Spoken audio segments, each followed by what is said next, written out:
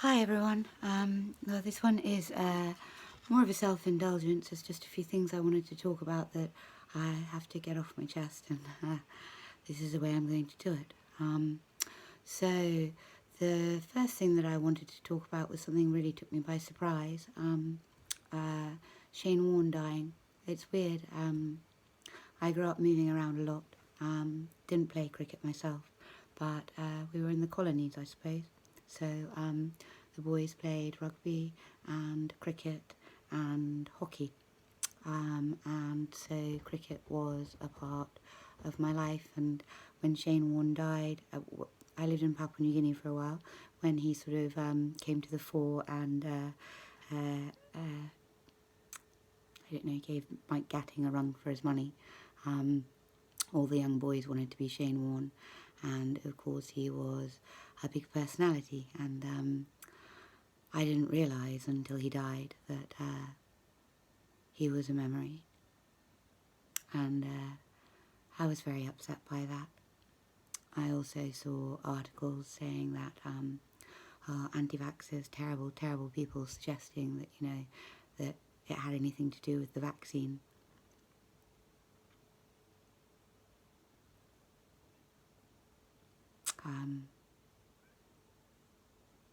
I don't know what to say about that. You know, there's athletes dropping left, right and centre, and if you suggest that, you know, there might be some sort of common denominator. Hello baby, sorry, that's my cat trying to get through the window. There he is, he's in. Then you are, you know, crazy and disrespectful and you don't care. You don't care. You're trying to associate somebody's death with something irrelevant, and therefore you're just this awful, awful person. But I mean, I know it's just the MSM doing what it does, but it's getting tiring, you know, especially when you do care. You know, you care very much. Anyway, on top of his death, we also have a young Scottish cyclist. I wasn't familiar with him. His name's John Paul, and he died suddenly at age 28. Again, no cause of death, so everybody is left to speculate, and if you speculate that it might have the, you know, might be for the same reason that all the other athletes are dropping dead or having heart attack issues, people in the stands having heart attacks or issues, you know, that would be you being a crazy anti-vaxxer. So again, really, really exhausting. The other thing that I wanted to share was that I came across an article. This is Scotland related. I'm in Scotland, by the way. I don't know if everybody realises that, but that's where I live. And there was an article. We're just about to drop all the masks and things on the 21st of March, and it's a scary kind of sort of approaching time, presumably for some people, because some people really are terrified because they have been made to be terrified, and now the government, who you know, at one point was threatening to mandate, is now abdicating all responsibility, putting the responsibility on people and businesses and things to make the choices, and it's going to cause people a great deal of angst, and that annoys me because there's no need for it. There was never any need for it in the first place. But anyway, so I was reading this article, and it was about how 36 people had died with the virus in 24 hours. However, as you go through the article, it goes on to say that that the statistician said from March 1st, the national case definition has been updated to include reinfections. This means the number of COVID-19 cases and deaths now includes those based on someone's first positive test, as well as possible reinfections when someone tests positive 90 days or more after their last positive test. So if you could make sense of that, then you are something of a genius. Perhaps my cat can make sense of it. Essentially what it's saying is that they are recording deaths within 90 days of a positive test, which is just obscene. I'm too tired to rant about it, but it's obscene. And the other thing that I wanted to share with you was another article that we lovely British people have been fortunate enough to be exposed to.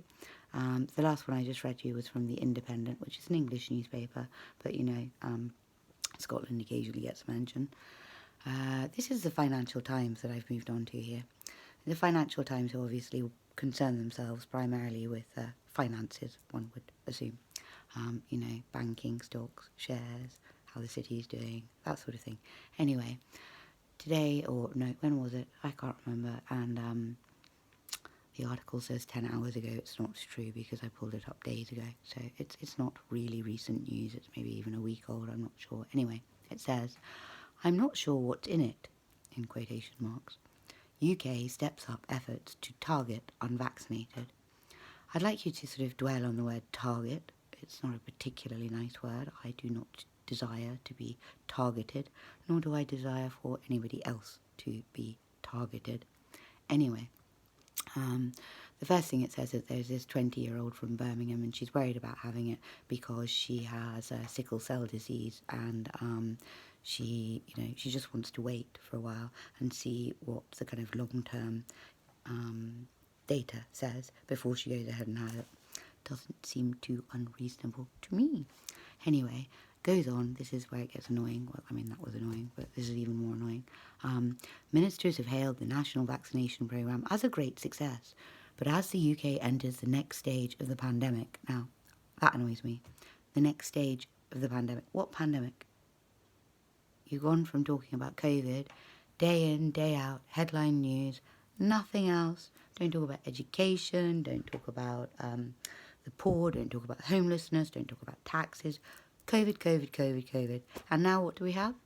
We have the war, Ukraine and Russia. Absolutely no COVID coverage getting anywhere near the top slots in the newspapers. It's disgusting. And it's obvious. And it's annoying. And what can you do?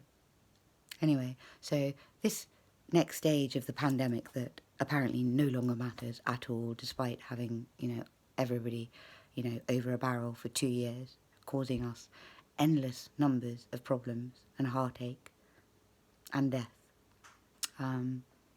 Anyway, there is urgency among health and government officials to reach out to the estimated 8.5% of people aged 12 or over who remain unvaccinated. Okay, there's no such thing as herd immunity with this because we know the vaccine essentially doesn't really do anything except maybe limit your unwellness should you get it, and that's a tentative maybe. But apart from that, it doesn't stop you from catching it and it doesn't stop you from transmitting it. So herd immunity is never going to be achieved. 8.5% of the population. Why are you bothering? Leave them alone. You don't need to target them. 2 years they've been living with this. If there's so many ifs about it, but anyway, natural immunity, people. If it's been around for 2 years, the 8.5% of the population who didn't get vaccinated are more than likely to have natural immunity, and even if they don't want to get vaccinated, so leave them alone.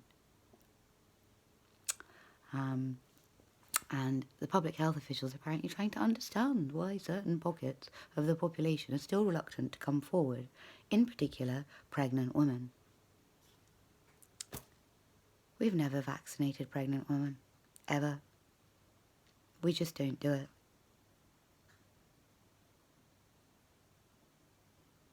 Women torment themselves about whether to take any kind of medication at all when they're pregnant.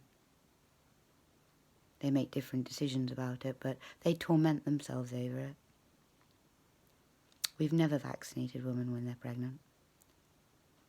there's nothing wrong with pregnant women going and having a look at the statistical data on either VAERS or the yellow card system, or looking up what's happening in Israel, or looking up what's happening in Australia. Absolutely nothing wrong with them doing that at all. In fact, it is their moral responsibility. Leave the pregnant women alone. That's what I say. I wish there was someone who would listen. According to the Financial Times analysis, the UK vaccination campaign ranks 12th globally, measured in terms of third doses administered per 100 people. What is this, you know? A competition? Who are we competing with? The world. Competing with the world to see how quickly we can inject people. That's just weird. The whole thing is just weird and wrong. Anyway, so we move on, and as we said, we get on to, where are we?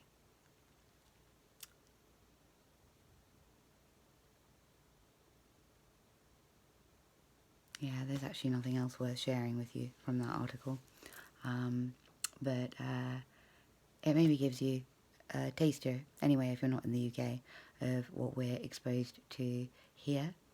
I haven't been able to get hold of my trucker dudes for the last 2 days. I might be able to get hold of Chris tomorrow, which would be wonderful. And if I can, I will obviously put it live, and hopefully you can send them your love and your prayers and your support. I'm sending you my love and my prayers and my support. Any of you who listen to me, you're my lifeline.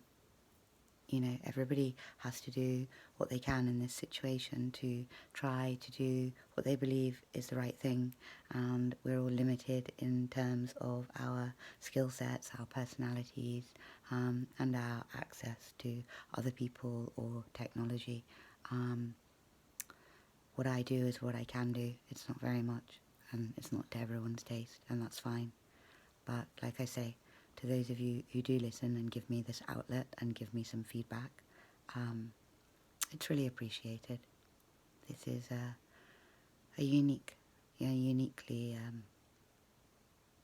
lonely time, I think, for many people. Anyway, I love you all. Bye-bye. Bye.